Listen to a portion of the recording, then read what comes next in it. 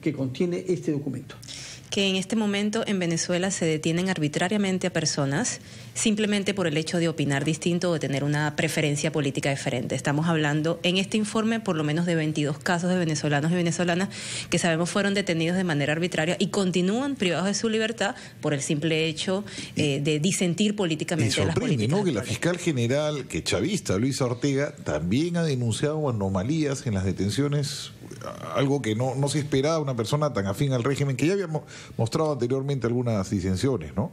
1.289 detenidos, ¿no? Hasta ahora. En el marco de las protestas, efectivamente. Pero aparte de estos detenidos en el marco de las protestas, estamos hablando de muchos detenidos desde 2014 para acá, tanto por las protestas anteriores como justamente por la persecución política. Siempre eso del 2014. No solo del 2014, del 2013, 2015. O sea, nosotros lo que hemos documentado justamente es que se han dado detenciones en el contexto de las protestas. Muchos de los detenidos en el contexto de las protestas son puestos en libertad, pero los casos que nosotros hemos documentado no. Estamos hablando de personas que llevan 3, 2 años, 1 año detenidos por casos fabricados y además por una detención abiertamente arbitraria. Una buena parte no tiene proceso. Algunos han sido ya juzgados, como el caso de Raúl Emilio Baduel o Alexander Tirado, que eran 2 jóvenes que estaban protestando en una marcha pacífica en la ciudad de Maracay, en el centro de Venezuela, pero hay muchos otros que ni siquiera han sido presentados. El caso del diputado Gilbert Caro es un caso realmente emblemático. Lo detienen en enero del 2015 y a estas alturas ya estamos casi en mayo, perdón, en enero de este año, del 2017, estamos casi en mayo y Gilbert ni siquiera ha sido presentado ante un tribunal, ni siquiera se le han imputado aún los cargos a través de un juicio justo, etcétera. Entonces sí estamos hablando de una serie de patrones en el que se demuestra que la figura de la flagrancia o las detenciones sin orden judicial son básicamente que había una escalada en la protesta, ¿no? Leo que habían cerrado el metro ya completamente. No hay servicio de metro porque la cosa está muy desbordada. Ha sucedido ya varias veces esta semana que cuando la oposición convoca a la protesta, los servicios públicos de transporte y se ha cierran. militarizado la ciudad, ¿no? Se ha militarizado, estoy leyendo acá que, por ejemplo, el oeste de Caracas está ya militarizado con tropas en la calle. Pues esa es una gran preocupación que hemos tenido desde que empezó la ola de protestas, ¿no? El gobierno nacional anuncia lo que denomina el Plan Zamora, que a ciencia cierta nadie sabe quién es porque no hay un documento estratégico que explique qué es, pero que implica justamente la militarización del control de la protesta y además el uso de civiles para monitorear la protesta. Y ambas cosas son tremendamente los paramilitares, estos que van, les llaman motorizados, los motociclistas que van con armas, ¿no? Sí, en el Plan Zamora el mismo presidente lo anunció públicamente, ¿no? Que hay civiles que están trabajando junto al gobierno para monitorear la protesta y esto fue un anuncio grave y es una situación grave. Tienen que haber pues fuerzas policiales especializadas y entrenadas técnicamente para monitorear una protesta. Nunca el uso de las fuerzas militares y mucho menos de civiles afines al gobierno. Entre los presos que ustedes defienden como presos de conciencia, presos políticos, sabemos que sobre este punto Amnistía Internacional tiene una actividad de varias décadas y sumamente prudente para no equivocarse con quienes defienden. Figuran también policías que tienen órdenes explícitas de ser liberados y que sin embargo el Estado venezolano prescinde. Sí. En este informe tenemos el caso de 13 policías del municipio de Chacao, que como se sabe es un municipio controlado por un alcalde de la oposición, que efectivamente son acusados de facilitar un homicidio, el homicidio de un periodista afín al oficialismo. Y de una manera increíble, un funcionario del Servicio Bolivariano de Inteligencia acusa a estos policías de ser cómplices en este homicidio, de ser facilitadores del homicidio, los privan de libertad nuevamente en la sede del Servicio Bolivariano de Inteligencia, que no es un lugar donde debe estar nadie recluido, porque no es un servicio de inteligencia, no un centro penitenciario, y a pesar de que la Fiscalía ordena una sustitutiva de libertad, siguen privados de libertad. O sea, uno de los patrones increíbles, absurdos y totalmente contrarios a principios básicos de derechos humanos es que tenemos casos de personas privadas de libertad para quienes existe una orden de excarcelación.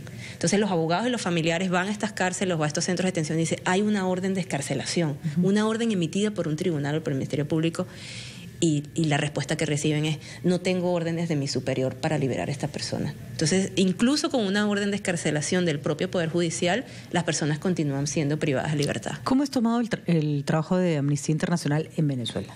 Yo creo que obviamente la presión internacional y las organizaciones internacionales en Venezuela estamos jugando un rol muy clave. Claramente no siempre el gobierno escucha con agrado nuestros mensajes, pero sí creemos que al ser un movimiento, ¿no? Amnistía Internacional es un movimiento de más de 7 millones de personas, tenemos pues ciertos atributos y cierta voz diversa, plural, para acceder a comentar sobre la situación de derechos humanos en un país extremadamente polarizado. Y además no solo se trata de personas que están privadas de su libertad, lo cual ya es bastante grave, sino que las condiciones en las que se encuentran no son tampoco las esperadas de una persona que sufre prisión, ¿no es cierto? Sí, nosotros hemos ya varias veces solicitado la investigación de las denuncias de tortura. O sea, una de las cosas que también estamos documentando junto con la detención arbitraria es que muchas de estas víctimas de detención arbitraria también nos cuentan y les cuentan a sus abogados y a sus familiares que han sido torturados, y no una vez, sino en repetidas veces. Uno de los principales problemas justamente de tener a personas detenidas en un centro de inteligencia, insisto, es el Servicio Bolivariano de Inteligencia quien está haciendo la mayoría de estas detenciones y quien está recluyendo a estas personas, es que casi no hay ningún tipo de acceso.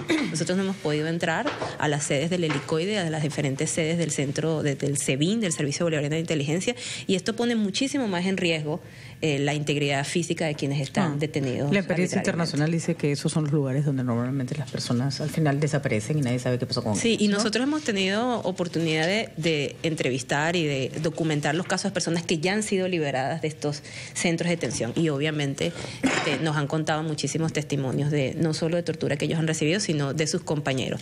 Exigimos una investigación imparcial sobre los casos de tortura porque se están acumulando las denuncias sin que se lleve a cabo las investigaciones efectivas. ¿Ustedes plantean algunas recomendaciones tanto al Poder Ejecutivo como al Poder Judicial y al Poder Legislativo, controlado desde hace un poco menos de un año por la oposición?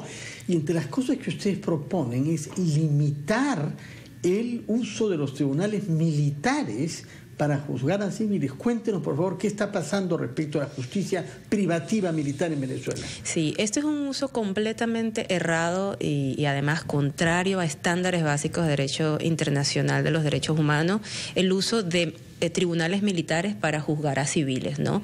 Tenemos el caso, por ejemplo, de Stacy Escalona, una activista política que es detenida en enero de este año y está siendo juzgada por un tribunal militar justamente porque la legislación venezolana ha creado estos tipos penales completamente arbitrarios y discrecionales como traición a la patria, rebelión, instigación a delinquir, que son tipos penales que se interpretan de diferentes maneras y que al ser justamente delitos contra la patria involucran a tribunales militares en vez de militares civiles. Hay que limitar estos delitos. No pueden haber delitos que se presten a interpretaciones tan discrecionales y no puede bajo ningún concepto un civil ser juzgado sino por su juez natural, que es un juez de un tribunal civil u ordinario. Otra de las cosas que ustedes proponen es que Venezuela reconozca la competencia de la Corte Interamericana de Derechos Humanos. Sí, Venezuela hizo una denuncia de la convención. Al hacer la denuncia de la convención se retiró efectivamente de la competencia de la Corte. Debo decir que fue un día muy triste para el continente porque no veíamos un retiro de un país del sistema de la Corte de Derechos Humanos desde los 90, cuando lo hizo Trinidad y Tobago, y es un muy mal precedente.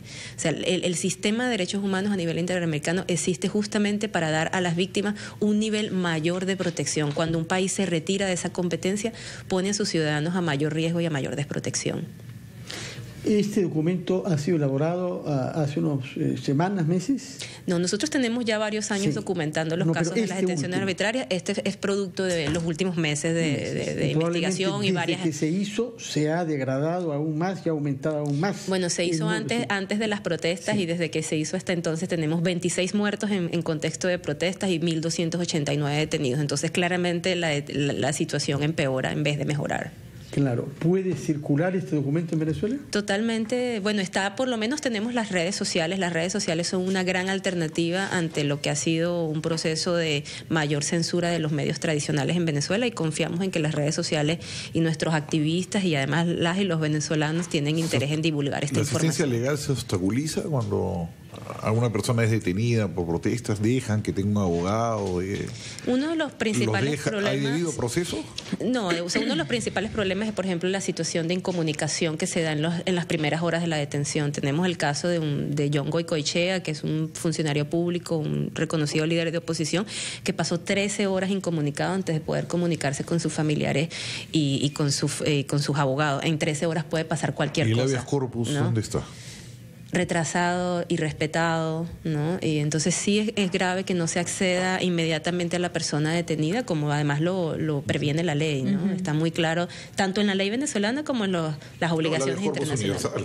Sí, pero no, sí hemos visto casos de muchísimas horas de incomunicación antes de la presentación de la persona. No sé si a ustedes les toca calificar, pero después de escuchar todo esto, estamos clarísimo que de democracia nada, ¿no? Bueno, obviamente no nos toca calificar, ¿no? Pero lo que sí podemos decir con muchísima propiedad es que es una de las peores crisis de derechos humanos del continente en este momento. Señora Carolina Jiménez, directora adjunta para América de Amnistía Internacional, recuerdo una de las más antiguas ONGs dedicada a los derechos humanos en el mundo, correcto. Premio Nobel de la Paz el año 77.